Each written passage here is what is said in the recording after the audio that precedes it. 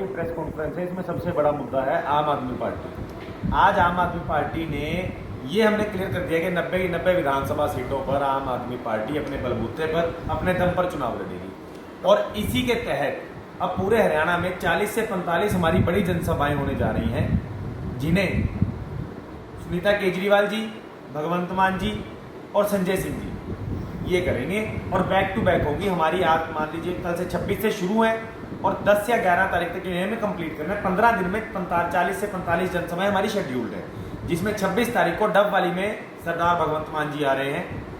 29 तारीख को फतेहाबाद में संजय सिंह जी आएंगे। उसके बाद लाइनअप हमारा टोहाना का भी हो गया है, मगर डेट अभी फाइनल नहीं हुई है। और 99% है कि सुनीता केजरीवाल जी आएंगी टोहाना में 10 या 11 तारीख के आसपास।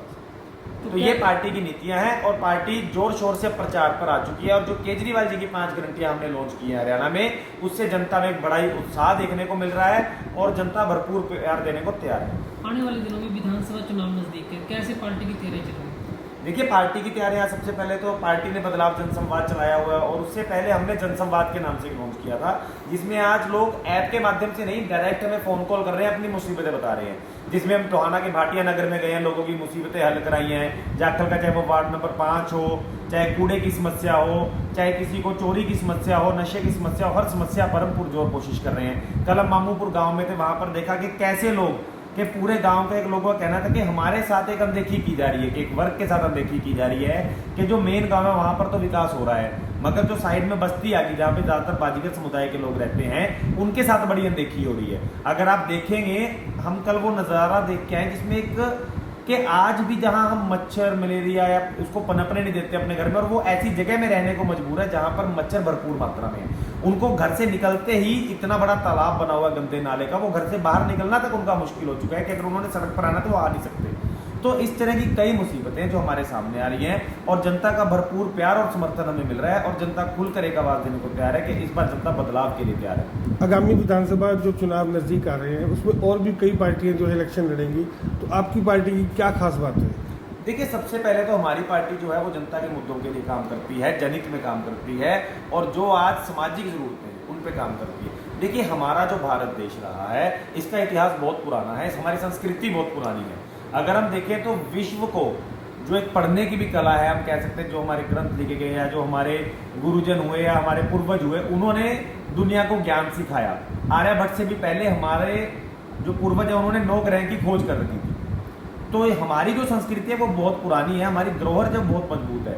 नालंदा यूनिवर्सिटी, ऐसी कई यूनिवर्सिटी थी जो विश्व में सबसे बड़ी यूनिवर्सिटीज हिंदुस्तान में थी। और आज शिक्षा का स्तर इन सरकारों ने पिछले 75 साल में हमारे भारत देश में 0 कर दिया है।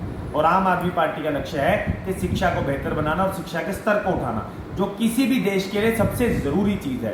आज हर विकसित देश अपने देशवासियों को फ्री में शिक्षा दे रहा है, मगर हमारा भारत देश ऐसा है जहां पे शिक्षा के नाम पर लूट मचाई गई और शिक्षा को धंधा बनाकर रख दिया गया है। दूसरा स्वास्थ्य का मुद्दा है। अगर हमारे देश के बच्चे स्वस्थ नहीं रहेंगे, हमारे बुजुर्ग स्वस्थ नहीं रहेंगे, तो हम काम कैसे करेंगे, देश आगे कैसे बढ़ेगा? स्वास्थ्य की सेवाएं सबको देना, अच्छी सेवाएं देना, ये हमारा लक्ष्य है। 24 घंटे बिजली जो हमारा अधिकार है वो हमें आम आदमी पार्टी लोगों को उनका अधिकार देगी, युवाओं को रोजगार देगी, महिलाओं को मान सम्मान देगी। ये जो आज सारी नीतियां हैं आम आदमी पार्टी की, ये नीतियां कोई भी पार्टी नहीं दे रही। और केजरीवाल की गारंटी मतलब असली गारंटी, ये चाइनीज माल नहीं है मोदी औरों की तरह, जो मोदी जी की तरह जो गारंटी देते हैं। लोगों को ही पता लग गया है चाइनीज और असल में फर्क क्या है। लोगों को पता है कि असली गारंटी मतलब केजरीवाल की गारंटी।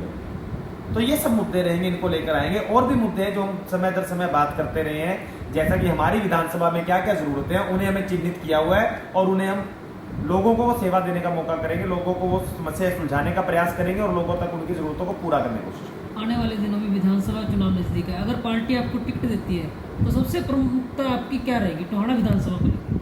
देखिए, अगर पार्टी टिकट देती है, सबसे पहले तो वो जनता का निर्णय होगा कि हमें विधानसभा में भेजती है कि नहीं भेजती। आज जनता का जिस तरह से प्यार मिल रहा है, हम मानते हैं कि आम आदमी पार्टी की सरकार भी बनेगी और जनता हमें विधानसभा में भेजने का काम करेगी, उनकी आवाज़ को उठाने का कार्य करेंगे।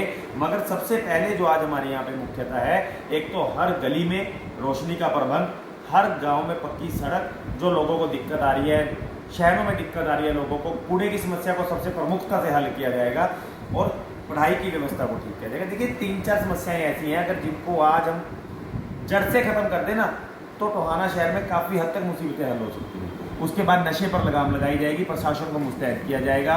लोगों के आने जाने के लिए बसों का साधन जो मैं सबसे प्रमुखता से उठा रहा हूँ कि आज लोगों के आने जाने के लिए साधन नहीं है। कल थोड़ी देर के लिए जाकर बस स्टैंड में एक बस खराब हुई थी और लोगों का बुरा हाल हो गया था। अगर लोगों को सुविधाएं मिलनी चाहिए, उनका अधिकार है, बच्चों के खेलने के लिए स्टेडियम, जहाँ पे जिस चीज़ की ज़रूरत है उसकी उपलब्धता करवाना, लोगों के आवाज़ प्रमुखता से उठाना हमारा मेन लक्ष्य है। आदित्य जी, अभी केंद्र सरकार द्वारा बजट पास किया गया है, कैसे देखते हैं बजट को लेकर? लोगों में बजट सिर्फ अपना कुर्सी बचाने वाला उनका बजट है। इस बजट में कुछ नहीं है। कोई खास तौर पे हम कह सकते हैं कि एक जो जनरल समुदाय है, जो मिडिल क्लास आदमी है, उसकी इस बार फिर से अनदेखी की गई है। रक्षा में बजट में कटौती की गई है, शिक्षा में कटौती की गई है, स्वास्थ्य में कटौती की गई है। तो ये कहाँ से बजट अच्छा होगा जब देश हित में ये बजट नहीं है। ये सिर्फ इनकी कुर्सी का बजट है और उसी के लिए इन्होंने बजट निकाला है। आज मध्यम वर्ग जो है उसकी फिर से अनदेखी की गई। आज मध्यम वर्ग देश की रीढ़ की हड्डी है। जो एक करोड़पति अरबपति है, इनको तो हजारों करोड़ की सौगात फिर से सरकार ने दे दी, मगर जो मध्यम वर्ग है वो वैसे ही बोझ तले दब रहा है, कर्ज तले दब रहा है। मगर उसकी ये सरकार ने अनदेखी पहले भी की है और इस बार भी की है। टोहाना में कांग्रेस पार्टी को लेकर कई उम्मीदवार दौड़ में चल रहे हैं, कैसा देखते हैं उनको? देखिए, ये तो एक अनार 100 बीमार वाली कहावत सच होती दिखाई दे रही है। और इसमें दिलचस्प बात बड़ी है आकाश जी, अगर आप देखेंगे तो कि आज हमें ये जनता को क्लियर नहीं है कि सरकार बनेगी तो किसकी बनेगी, कांग्रेस की बनेगी या हुड्डा की बनेगी या शैलजा की बनेगी। आप अगर इनके फ्लैक्स भी देखेंगे जहां पर ये लगा रहे हैं तो इनमें नेताओं का इनका पता नहीं है। कोई अपना नेता शैलजा को मान रहा है, कोई हुड्डा जी को मान रहा है, हुड्डा जी सरकार बनाने का दावा पेश कर रहे हैं। अगर आप टोहाना में मान लीजिए कोई भी कांग्रेस का नेता चुना जाता है तो वो काम जनता का कौन करवाएगा? अगर देखिए ऊपर अब लोगों में ये असमंजस है कि अगर शैलजा जी की चलेगी और यहाँ पर हुड्डा समर्थक बन गया तो काम जनता के कैसे होंगे? अगर यहाँ पे ऊपर शैलजा जी की, मान लो यहाँ पे शैलजा जी का आदमी जीतता है, ऊपर हुड्डा जी की चलती है तो काम कैसे होंगे? आप इनके फ्लैक्स देखो, कोई फ्लैक्स में तो शैलजा जी को आगे किया हुआ है, किसी में हुड्डा जी गायब है, किसी में कोई गायब है। तो ये बड़ी एक विचित्र बात है कि इनमें खुद में आज तालमेल नहीं है कांग्रेस में। तो ये कोई बड़ी बात नहीं कि जनता का काम कैसे करेंगे, जनता को धोखा देने का काम करेगी। पहले कौन सा कांग्रेस सरकार हरियाणा में रही है? क्या इन्होंने कार्य किया, जनता को क्या दिया? तो जनता सवाल पूछेगी और खुलकर पूछेगी। इस बार जनता ये चुनाव खुद लड़ेगी और अपने नेताओं से जो उनके पास आएंगे, जनता प्रमुखता से सवाल उठाएगी कि आपने आज तक हमारे लिए किया क्या है। ये लड़ाई जनता के अपने भविष्य की लड़ाई है। सत्ताधारी भाजपा पार्टी भी इस बार अपने 75 पार का नारा फिर से देती न सामने आ रही है, क्या कहेंगे? भाजपा ने तो 400 पार का नारा भी दिया था। ये तो वो पार्टी है जो धर्म के नाम पर लड़ा रही है। हाँ, अगर लोग धर्म को लेकर देखेंगे तो ये कुछ भी कर सकते हैं। अभी पिछले दिनों जैसे इन्होंने यूपी में किया कि नेम प्लेट लगनी चाहिए हर दुकान के बाहर, उत्तराखंड सरकार ने फैसला किया। हमारे हरियाणा से भी आवाज़ आई कि हम भी ये फैसला उठाएंगे और सुप्रीम कोर्ट ने इसे रद्द किया है। आप देखिए, धार्मिक भावनाएं आहत करने ने धंधा बना लिया है। हमारे जाखल में पिछले दिनों में ऐसे कुछ किया था इलेक्शन से पहले, जिसके हमने पुरजोर विरोध किया था। तो ये अगर धर्म के नाम पर सीटें लेना चाहते हैं तो ले सके, अगर काम के नाम पर कहेंगे तो इनको सीट नहीं मिलेगी। और जिन्होंने धर्म की राजनीति की है तो इसका उल्लेख कैसे करेंगे जब अभी हरिद्वार में एक कावड़िया डूब रहा था और उसे मुस्लिम आसिफ नाम के लड़के ने बचाने का कार्य किया। अगर वो लड़का भी वहां पर नेम प्लेट देखता तो आज एक लड़का अपनी जान खो देता। तो ये सरकार को समझना होगा कि हमारा भाईचारा अटूट है, हमारी संस्कृति अटूट है, हमारे रिश्ते अटूट हैं। इसे तोड़ने का काम ना करें। अगर आप इससे छेड़छाड़ करेंगे तो जनता आपको उखाड़ फेंकेगी और आपका अस्तित्व तक गायब कर देगी। आदित्य जी, हर पार्टी का एक स्लोगन होता है, तो आपकी पार्टी का स्लोगन इस बार क्या रहेगा? बदलेंगे हरियाणा का हाल, अब लाएंगे केजरीवाल।